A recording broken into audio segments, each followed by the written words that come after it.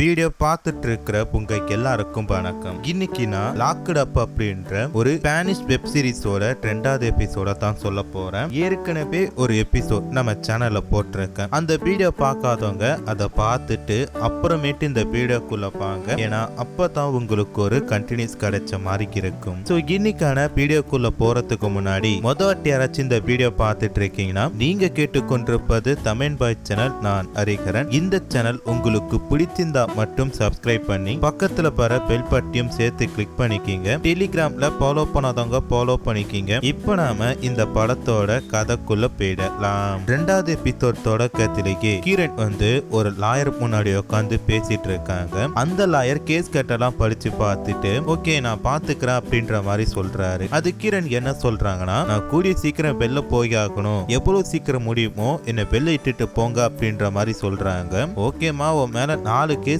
போட்டிருக்காங்க, இந்த 4 கேஸுக்கு சேர்த்து 1 மில்லியன் அமௌண்ட் ஆகும் அப்படின்ற மாதிரி அந்த ஆளு சொல்றான். இந்த விஷயத்தை கேட்டதும் கிரண் என்ன பண்றாங்க, அவ்வளவு அமௌண்ட் என்கிட்ட கிடையாது அப்படின்ற மாதிரி சொல்றாங்க. இங்க பாருப்பா, 2 மில்லியன் பணத்தை அமைக்கி வச்சுக்கிட்டு 1 மில்லியன் தரத்துக்கு அவனுக்கு கஷ்டமா இருக்கு. 1 மில்லியன் பணத்தை கொடுத்தா நீ வெளில வருவ, இல்லைன்னா கடைசி வரைக்கும் உள்ளதான் இருப்ப அப்படின்ற மாதிரி அந்த வக்கீல் சொல்றாரு. அதுக்கு கிரண் என்ன சொல்றாங்கன்னா, இல்ல சார் என் மேல பொய்யான கம்ப்ளைண்ட் பண்ணிருக்காங்க, நான் அப்படி பண்ணது கிடையாது, நான் ஒரு இன்னசென்ட் அப்படின்னு சொல்லிட்டு கிரண் கத்திட்டு இருக்கிறாங்க. இப்படி கிரண் கத்திட்டு இருக்கனால அவங்களுக்கு பாத்தீங்கன்னா சில இல்லூஷன்லாம் வருது அப்படின்றனால நேரா அங்க இருக்கிற டாக்டர்கிட்ட கிரணை கூட்டிட்டு போய் விடுறாங்க. டாக்டர் என்ன பண்றாரு, கிரணை செக் பண்ணி பார்த்துட்டு நீங்க சரியா தூங்காதனால தான் உங்களுக்கு இப்படி ஒரு பிரச்சனை வருது, உங்களுக்கு நான் ஊசி போடுறேன், நல்லா படுத்து தூங்குங்க அப்படின்ற மாதிரி சொல்லிட்டு மயக்கம் அந்த மாதிரி ஒரு ஊசியை போட்டு விடுறாரு. அவங்களும் பாத்தீங்கன்னா இவரை நம்பி படுத்து தூங்கிட்டு இருக்காங்க. அப்ப அந்த டாக்டர் என்ன பண்றாரு, கிரணோட பிரைவேட் பார்ட்லாம் தொடுற மாதிரி போறாரு. அப்புறம் என்ன நினைச்சாருன்னு தெரியல, பேனா அப்படின்ற மாதிரி சொல்லிட்டு கையை கெடுத்துட்டாரு. அப்படியே கட் பண்ணா லாக்அப்ல பாத்தீங்கன்னா லாயர் ஏற்பாடு பண்ண அந்த குண்டுலேடி கிட்ட கிரண் பேசிட்டு இருக்காங்க. நான் உனக்கு ஃபேவர் பண்ணல, நீ எனக்கு ஒரு விஷயம் பண்ணணும் அப்படின்ற மாதிரி அந்த குண்டுலேடி கேக்குறாங்க. ஒரு ஆக்சஸ் கார்டு கொடுக்குறாங்க. இது எதுக்கு ஏதுன்னு தெரியல, ஆனா நைட்டு ஒரு 12 மணிக்குள்ள பாத்தீங்கன்னா நான் சொல்ற இடத்துல போய் நீ இருக்கணும். அங்க பாத்தீங்கன்னா ஒரு ஆள் ட்ரக்ஸ் கொடுப்பான். அது பொண்ணா பையனா தெரியாது, ஆனா ட்ரக்ஸ் கொடுப்பான். அது நீ வாங்கிட்டு என்கிட்ட கொடுக்கணும் அப்படின்ற மாதிரி சொல்லி மிரட்டுறாங்க. அதுக்கு கிரண் இதெல்லாம் பண்ண மாட்டேன் அப்படின்ற மாதிரி சொல்றப்ப, பண்ண மாட்டேன்லாம் சொல்லக்கூடாது, பண்ணியே தான் ஆகணும், நான் உனக்கு ஒரு உதவி பண்ண, நீ எனக்கு ஒரு உதவி பண்ணி ஆகணும், அப்படி இல்லாட்டி டென்டாவை கூட்டிட்டு போனதை நீ பார்த்த அப்படின்னு சொல்லிட்டு அந்த வில்லி கிட்ட போட்டு கொடுத்துரும் அப்படின்ற மாதிரி சொல்லி மிரட்டிட்டு போறாங்க. அப்படியே கட் பண்ணா இவங்கெல்லாம் சாப்பிடலாம் அப்படின்ற மாதிரி சொல்லிட்டு கேன்டீனுக்கு போறாங்க. அங்க போய் பார்த்தா சுருட்ட முடி இருக்கால, அவ கிரண் பக்கத்துல நின்னுட்டு இருக்கா. அப்போ பாத்தீங்கன்னா சிசிடிவி கேமராவில் ஏதோ ஒரு பொருள் கை மாறின மாதிரி பார்த்துட்டு உடனே இங்க சாப்பிட்டு இருக்க பெண்கள் எல்லாரையுமே செக் பண்ணுங்க அப்படின்ற மாதிரி ஆர்டர் போடுறாங்க. அப்போ பாத்தீங்கன்னா கிரண் கிட்ட சுருட்ட முடி நிக்கிறால, அப்ப கிரண் என்ன சொல்றாங்கன்னா, இந்த மாதிரி ஆக்சஸ் கார்டு ஒன்று என் கிட்ட இருக்கு அப்படின்ற மாதிரி சொல்றப்ப, மாட்டினா உன் வாழ்க்கையே போயிடும் அப்படின்ற மாதிரி சொல்லிட்டு, சரி நான் பொண்ணுல இருந்து 3 என்ன அப்போ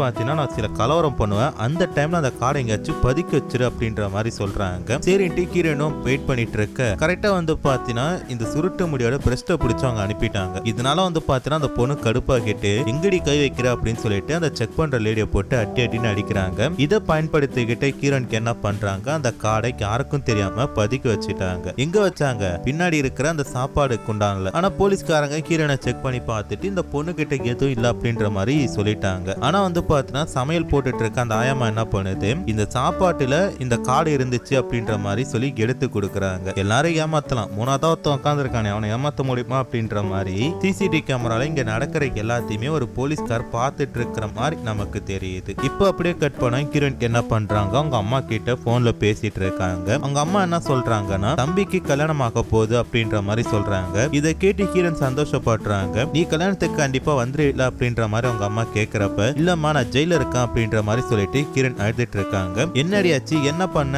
அப்படின்ற மாதிரி அவங்க அம்மா கொஞ்சம் அதிர்ச்சியோட கேக்குறப்ப, இது வரைக்குமே கிரண் எதுக்கு இந்த ஜெயிலுக்கு வந்தாங்க அப்படின்ட்டு தெரியாது. ஃபர்ஸ்ட் டைமா பாத்தீங்கன்னா ஒரு குட்டியா ஒரு பிளாஷ்பேக்ல நமக்கு சொல்றாங்க. ஒரு மிகப்பெரிய ஒரு கம்பெனில பாத்தீங்கன்னா கிரண் ஒர்க் பண்ணிட்டு இருப்பாங்க. அந்த கம்பெனில சிஎஃப்ஆ ஒரு 70 வயசுல ஒரு தாத்தா வேலை பார்த்துட்டு இருப்பாரு. அவரு கூட பாத்தீங்கன்னா கிரண் கொஞ்சம் அப்படி இப்படின்ட்டு அஃபேர்ல இருந்திருப்பாங்க. அவரு பாத்தீங்கன்னா ஏகப்பட்ட பணத்தை இந்த கம்பெனில இருந்து கையாடலாம் அப்படின்ற மாதிரி ஒரு முடிவு பண்ணிருப்பாரு. அதுக்காக கிரண் கிட்ட பாத்தீங்கன்னா இந்த கம்பெனியோட ஆக்சஸ் எல்லாத்தையும் கொடுத்து நீ போய் பணத்தை எடுத்துருவா, நம்ம பாதி எடுத்துக்கலாம் அப்படின்ற மாதிரி சொல்லி பிளான் போட்டிருப்பாரு. கிரண் என்ன பண்றாங்க, ஒரு பேச்சை நம்பி அங்க போறாங்க. ஆனா அந்த ஆள் என்ன பண்ணிட்டான், அந்த 2 லட்சம் கோடி பணத்தையும் ஆட்டே போறதுக்காக கீரனை வந்து பாத்தீங்கன்னா மாட்டி விட்டுட்டான். இப்ப அந்த பொண்ணு வந்து பாத்தீங்கன்னா ஜெயிலுக்கு வந்துட்டா. அந்த பணம் வந்து பாத்தீங்கன்னா அந்த கிழவன் கிட்ட போயிட்டு அவன் சந்தோஷமா வாழ்ந்துட்டு இருக்க மாதிரி காட்டுறாங்க. இப்ப அப்படியே கட் பண்ணா கிரண் வந்து கிரவுண்ட்ல நின்னுட்டு இருக்காங்க. எப்படி இந்த குண்டு லேடி கிட்ட ஆக்சஸ் கார்டை தொலைச்சிட்டோன்னு சொன்னா நம்மள போட்டு வெளுன்னு வெளுத்து விட்டுருவா, எப்படியாச்சும் அவ கேட்ட அந்த ட்ரக்ஸை நம்ம வாங்கி கொடுத்தே ஆகணும் அப்படின்ற மாதிரி சொல்லி பார்த்துட்டு இருக்கப்ப அங்க வந்து பாத்தீங்கன்னா பால் போட்டு வைக்கிற ஒரு டப்பா இருக்கு. அதுக்குள்ள போய் பதுங்கிக்கிறாங்க. கிட்டத்தட்ட நைட்டு ஒரு 10-11 மணி ஆகுது. அப்போ வந்து பாத்தீங்கன்னா ஒரு லேடி வார்டன்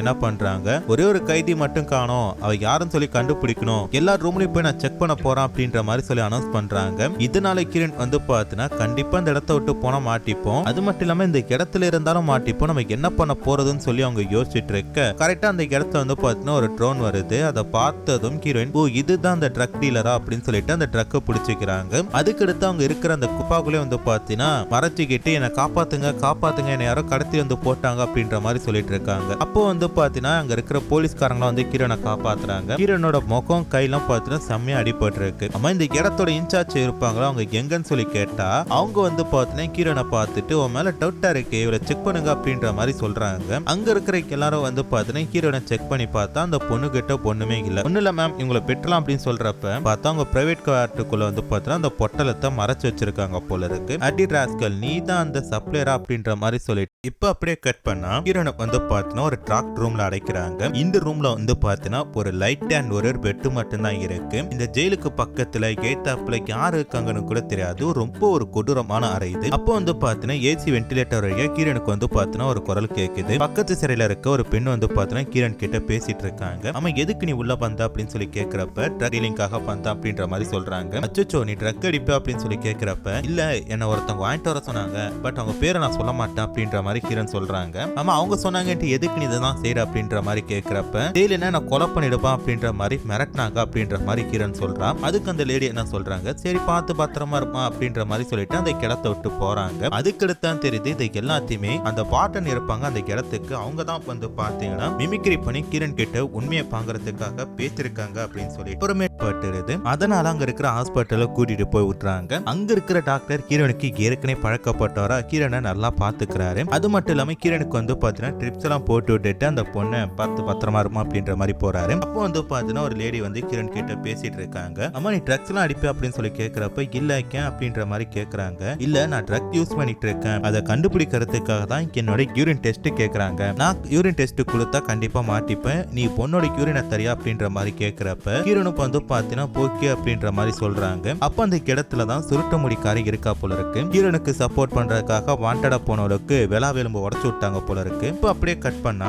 அந்த இடத்துக்கு வந்து பாத்தீங்கன்னா பில்லி வந்து உட்காந்துக்கிட்டு கிரண் கிட்ட பேசிட்டு இருக்கா. அம்மா நீ எதுக்கு இங்க வந்த அப்படின்னு சொல்லி கேக்குறப்ப நான் ஒர்க் அவுட் பண்ண எனக்கு அடிபட்டுச்சு அதனாலதான் இங்க வந்திருக்கேன் அப்படின்ற மாதிரி சொல்றாங்க. சரி லிண்டாவை நான் கூட்டு போன நீ பார்த்தே அப்படின்னு சொல்லி கேக்குறப்ப நான்லாம் பாக்கலையே, யார் உங்க கிட்ட சொன்னா, நான் வந்த அன்னைக்கு நல்லா தூங்கிட்டேன் அப்படின்ற மாதிரி சொல்றப்ப எந்த ஒரு பொண்ணா இருந்தாலும் ஃபர்ஸ்ட் டைம் ஜெயிலுக்கு போறப்ப கண்டிப்பா மூச்சிட்டு தான் இருந்திருப்பா, மூச்சிட்டு இருக்கிறத நான் பார்த்தேன் நீ என்ன பாக்கல அப்படின்ற மாதிரி சொல்லி பேசிட்டு இந்த விஷயத்த பத்தி வெளில எங்கேயாச்சும் சொன்ன போன கொலை பண்ணிடுப்பேன், லிண்டாக்கு நடந்த மாதிரி தான் உனக்கு நடக்கும் அப்படின்ற மாதிரி சொல்லிட்டு இருக்கேன். கரெக்டா வந்து பாத்தீங்கன்னா அந்த இடத்துக்கு அந்த டாக்டர் வந்துட்டாரு. அந்த பில்லியை பார்த்து அம்மா நீ எதுக்கு இங்க இருக்க அப்படின்னு சொல்லி கேக்குறப்ப எனக்கு பீரியஸ் டாக்டர் அதனால வந்து மாத்திரை வாங்கிட்டு போலான்னு சொல்லி வந்தேன் அப்படின்ற மாதிரி சொல்றாங்க. அவருக்கு என்ன பண்றாரு, கொஞ்சம் மாத்திரை கொடுத்து இந்த இடத்துக்குலாம் வரக்கூடாது போ அப்படின்ற மாதிரி அனுப்பி வச்சுட்டாரு. இப்ப அப்படியே கட் பண்ணா கிரனை பாக்குறதுக்கு அவங்க அப்பா அம்மா 2 பேருமே வந்திருக்காங்க. கிரண் வந்து பாத்தீங்கன்னா அவங்க 2 பேரும் பார்த்துட்டு அழுதுட்டு இருக்காங்க. இதை வந்து பாத்தீங்கன்னா ஒரு போலீஸ்கார் பார்த்துட்டு ஏன் அழுதுட்டு இருக்க அப்படின்ற மாதிரி கேக்குறப்ப எங்க அப்பா அம்மாவை நான் கஷ்டப்படுத்தின கூட கிடையாது,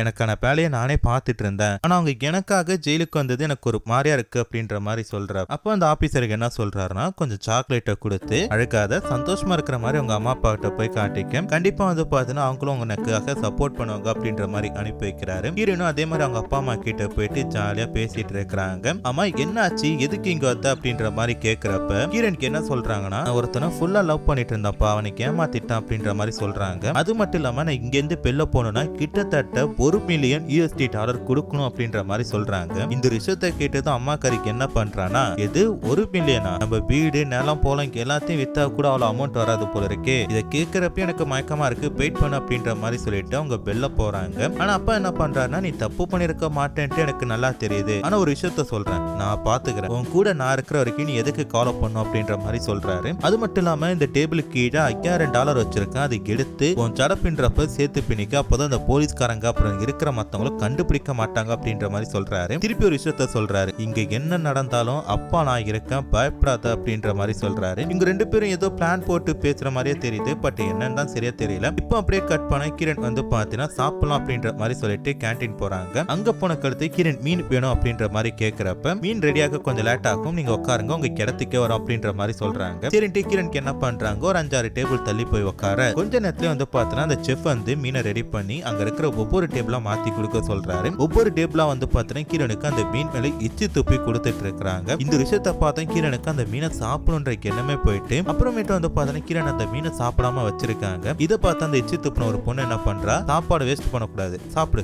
சாப்பிடு அப்படின்ற மாதிரி சொல்லிட்டு இருக்கா. சாப்பிடலாம் போன கொலை பண்ணிடுவா அப்படின்ற மாதிரிலாம் மிரட்டுறாங்க. கிரணுக்கும் பயம் வந்துட்டு அதனால அதை சாப்பிடலாம் அப்படின்ற மாதிரி போறப்ப அந்த இடத்துக்கு ஒரு போலீஸ்கார் வராரு. அவன் எதுக்கு நீ இந்த சாப்பாடை சாப்பிடாம வச்சிருக்க அப்படின்னு சொல்லி கேட்கிறப்ப எனக்கு பிடிக்கல அப்படின்ற மாதிரி சொல்றாங்க. இங்க பார், இங்க இருக்கிறவங்களுக்கு நல்ல சாப்பாடு கிடைக்கிறதே அதிர்ஷ்டம், உனக்கு ஒரு சாப்பாடு கிடைச்சிருக்கு, அதை சாப்பிடு அப்படின்ற மாதிரி சொல்றாரு. கிரண் அதை பார்த்து தாங்கிட்டே இருக்கிறப்ப ஒரு லேடி வந்து இவங்க எல்லாரும் அதுல எச்சி துப்பி கொடுத்துட்டாங்க, அதனாலதான் அந்த பொண்ணு சாப்பிட மாட்டா அப்படின்ற மாதிரி சொல்லிட்டு போறாங்க. இந்த விஷயத்தை கேட்டதும் ஹீரோ அதாவது அந்த போலீஸ்காருக்கு என்ன பண்றாருன்னா, சரி நீ அந்த சாப்பாடை சாப்பிடணும் அப்படின்ற மாதிரி சொல்லிட்டு போறாரு. இந்த சீரிஸ் ஆரம்பிச்சதுல இருந்து வந்து பாத்தீங்கன்னா இது வரைக்குமே ஹீரோனுக்கு சப்போர்ட் பண்ணிட்டு இருக்கிறது இவர் ஒருத்தர் தான். அப்ப ஹீரோன் கிட்ட என்ன கேக்குறாருன்னா, பக்கத்துல உட்காந்துக்கிட்டே ஆமா எதுக்கு நீ அவங்க சொல்றாங்கன்ட்டு இதெல்லாம் செஞ்சுட்டு இருக்க, உனக்குன்னா பைத்தியத்தையும் பிடிச்சிருக்கா அப்படின்னு சொல்லி கேக்குறப்ப இல்ல அவங்கள நான் கொலை பண்ணிடுவா அப்படின்ற மாதிரி மிரட்டிட்டு இருக்காங்க, எனக்கு ஒரு ஹெல்ப் பண்றீங்களா அப்படின்னு சொல்லி கேக்குறாங்க. என்னன்னு சொல்லி பாத்தீங்கன்னா இந்த இடத்துல இருக்கிற ஒரு ஹையர் ஆபீசரா நான் இந்த ஜெயிலோட பாரண்டன் மாதிரி இருக்க ஒருத்தவங்களை நான் பார்க்கணும் அப்படின்றாங்க. எனக்கு இந்த ஜெயில கிடைச்ச ஒரு ஃப்ரெண்டு லிண்டா, அவங்கள கொண்டுட்டாங்க, அவங்களோட சாவுக்கு நான் நீதி கேட்கணும் அப்படின்ற மாதிரி சொல்றாங்க. இவரு என்ன பண்ற, நேரா போயிட்டு அந்த பாரன் கிட்ட அறிமுகப்படுத்தி வைக்கிறாரு. அந்த பாரன் கிட்ட போனதும் கிரண் ஒரே ஒரு விஷயத்தான் சொல்றாங்க, என்னோட ஃப்ரெண்டு பேர் லிண்டா, அவ இறந்து போயிட்டா, அவ ஏன் இறந்தான்ட்டு அவளோட சாவுக்கு நான் நீதி கேட்டுதான் இந்த இடத்துக்கு வந்திருக்கேன், இதுல என்னோட உயிர் போனாலும் அதை பத்தி நான் கவலைப்பட போறது இல்லை அப்படின்ட்டு ஒரு செம்ம மாசான ஒரு லுக்கோட ஒரு இது சொல்லுவாங்க. அப்படியே வந்து பாத்தீங்கன்னா இந்த படத்தோட கதையை முடிச்சிட்டாங்க. சோ கண்டிப்பா 2வது எபிசோட் பிடிச்சிருக்கும்னு சொல்லி நினைக்கிறேன். சோ 3வது எபிசோடுக்கு வெயிட் பண்ணுங்க. அடுத்த வாரம் 3வது எபிசோடு வரும். அது வரைக்கும் டாடா பை பை.